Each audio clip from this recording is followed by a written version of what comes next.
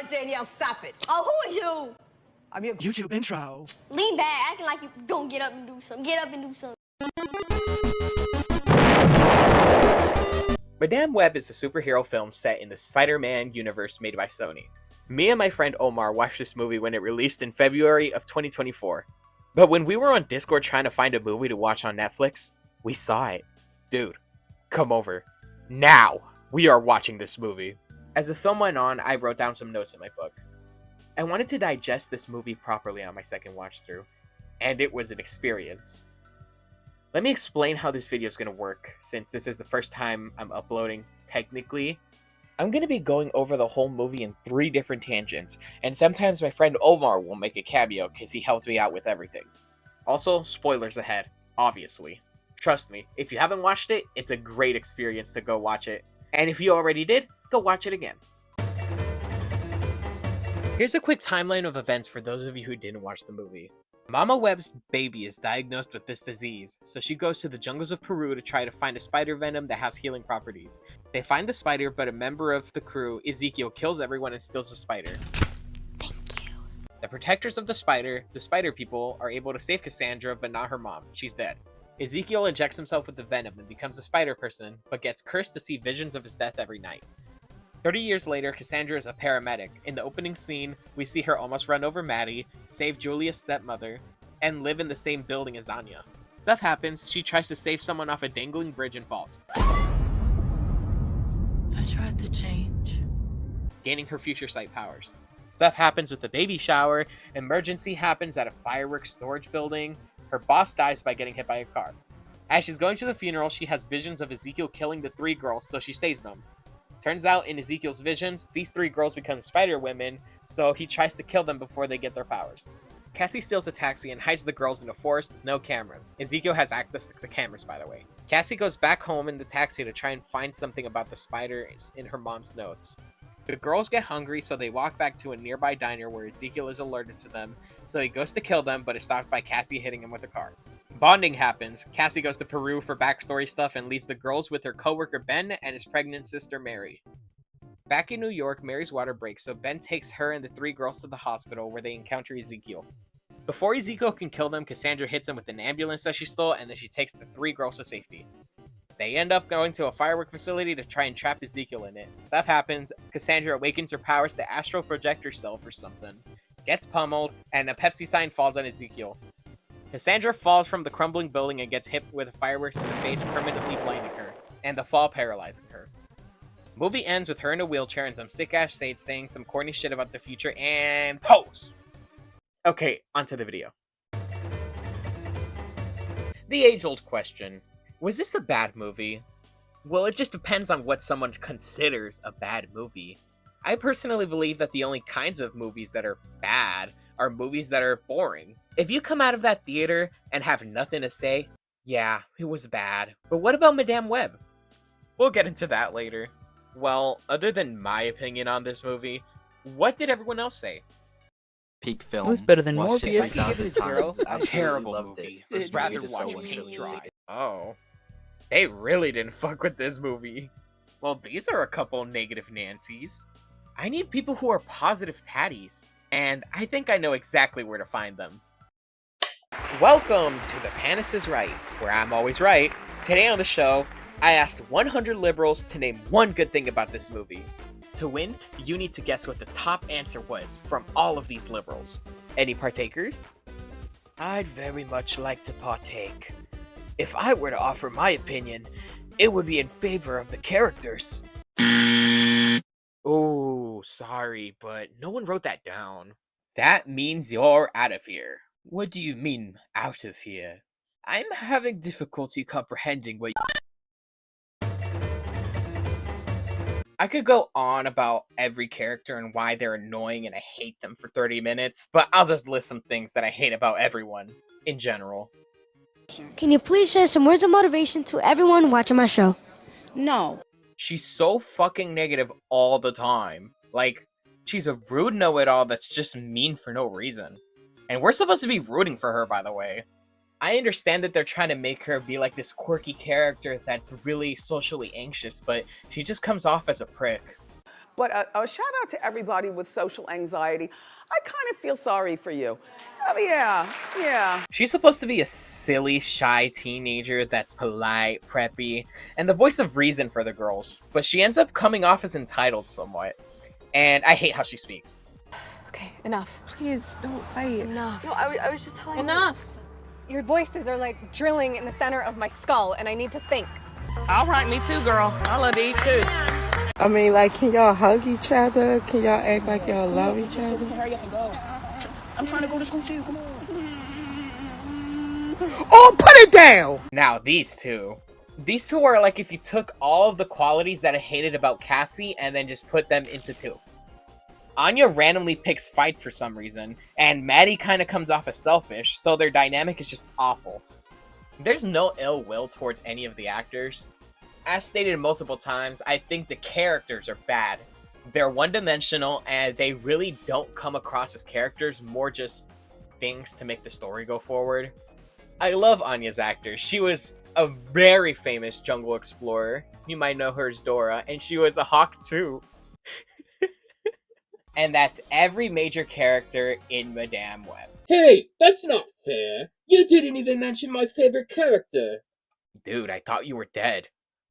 And also there's no more characters in Madame Web. But what about the main villain? He's not real.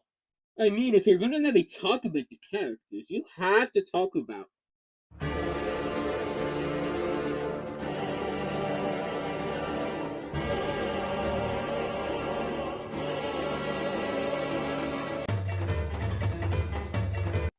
When I tell you that this character is the biggest, I have to have a whole section about him. First of all, he doesn't even make sense to exist. When we first see him in 1973, where he looks like he's in his late 20s, maybe early 30s, but the events in the movie happen 30 plus years in the future. You're telling me I'm supposed to believe that this guy is in his 50s? I know that the spider gives you like some sort of powers that makes your body like super strong like in the Spider-Man movies, but dude, come on, you are not a 50-year-old moving like this. Not even to mention, in his visions when he gets murdered, he does not look like he's old. Considering the girls kill him when they're adults, that must mean he's at least 60, maybe 70. Which again, doesn't make any sense.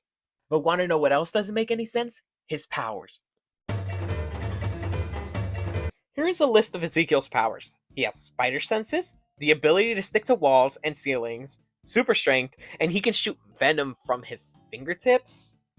We see him use a lot of these when he kills the police on the subway. But you wouldn't even know that he was overpowered half the time because his powers are so inconsistent. It's either that he's so strong or he's just so weak. And also stupid. Now, we know he has these powers, so why does he not use his sixth sense to dodge getting hit by a car? Twice. Yeah, the first thing you do is, well, I'll just die. Okay, yeah, this guy is sort of dumb. But you want to know what else is dumb? His curse. According to the spider guy, Ezekiel was cursed to see his death every night while he slept. Now, why would Ezekiel move into the house that he's clearly depicted in dying in? Yeah, it's like Mozart when he went to Mozart Death House. Yeah, it's like, why would you go there? Look, someone could come here, sit down, and explain to me everything that I just said that was wrong. But at the end of the day, this is my opinion, okay? How do you know what's good for me? That's my opinion! Okay, that's enough. I don't want to think about Ezekiel anymore. Okay, so the first guy was super wrong. You, SpongeBob, give it a shot. When I watch a movie, I watch it for the plot, so my final answer is the plot. Dude, did you even watch the movie? No, why would I watch this dog shit movie?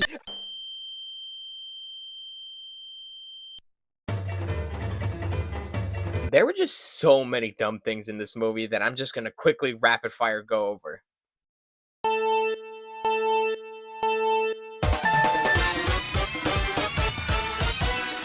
I already mentioned everything about Ezekiel. In the scene where the chief of police is hit by a car, it zooms out to show what the truck was speeding towards. And it's the ocean. Why the fuck was he speeding? No one managed to see Ezekiel on the subway, and Cassie got blamed for kidnapping and murder. The taxi was never given back or reported stolen the whole movie. The fireworks were sprayed down with water and still managed to blow up holes in concrete walls and destroy metal beams and supports. And the one that pissed me off the most, why did Maddie sit in the front of the car when there's a pregnant woman currently in labor? It's so obvious that she just sat in the front so they could be captured by Ezekiel that it's just not even funny. Yes, I did that.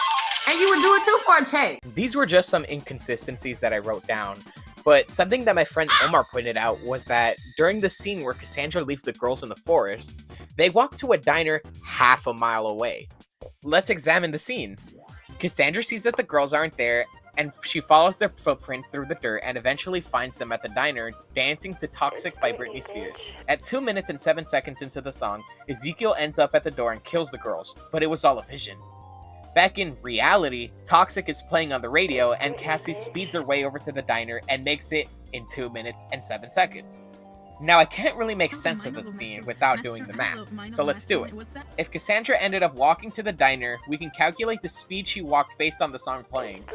If we assume she started walking at the same time as she drove, the song just started. But when we see her arrive at the diner, the song is 1 minute and 47 seconds in. So if we carry the time, use the Pythagorean theorem and divide it by the inverse function, she was walking at approximately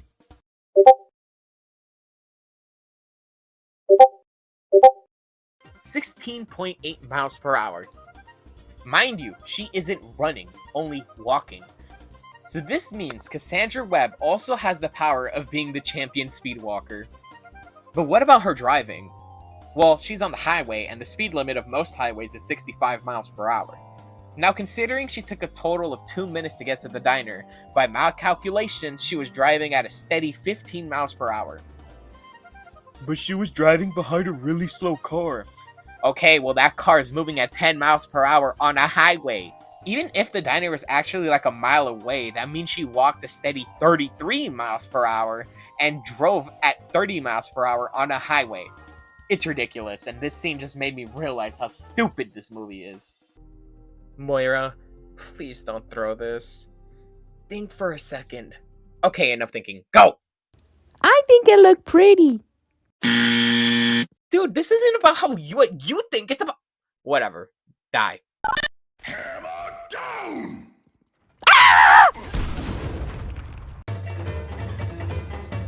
Yeah, the CGI wasn't great, and I can't really use the excuse that it's a Marvel movie anymore. Omar even compared the movie to Twilight, which, yeah, he's right, because why do they do that? Why do the spider people move like that? Speaking of the spider people, we were watching the credits for this movie, and tell me why the movie was shot in Mexico. If you're gonna have a story take place in Peru, at least try going to Peru. Like, even the Doro movie was filmed in Peru. Okay, editing here, I forgot to mention, the costumes are stupid. Look at them. How did they think that those masks were gonna hide their identity? Like, look at me, I put a piece of tape over my forehead. You can't tell who I am. Grow up. Tomahawk ribeye, baby. No, I didn't drop it in dirt. Grow up. Is there no one in this entire building can name one good thing? Anyone at all? This shit sucks. Right. You're right! Congratulations! You've won the game show! What? Nah, I'm just playing with you. Oh. I win because the Panda is right and I'm always right. Thank you, ladies and gentlemen, for coming. I've been your host, and thank you for tuning into the show. Until next episode, bye-bye now. Hey guys, quick outro, cause why not? Just wanted to say thank you to everyone watching, first of all, but most importantly, thank you to everyone who provided their voice and their sanity because of this video. I announced this video a month ago, and thank you to everyone who had to endure the multiple delays of this video. I delayed this multiple times because I was lazy, and also because I was playing Apex Legends, because yeah, and of course Overwatch, you could see it in the background. I'm poor. My PS4 gameplay, whatever. It's not like you care or anything. But just want to say thank you for watching, I guess. I'll get a better outro, whatever. Wait, I forgot one more thing.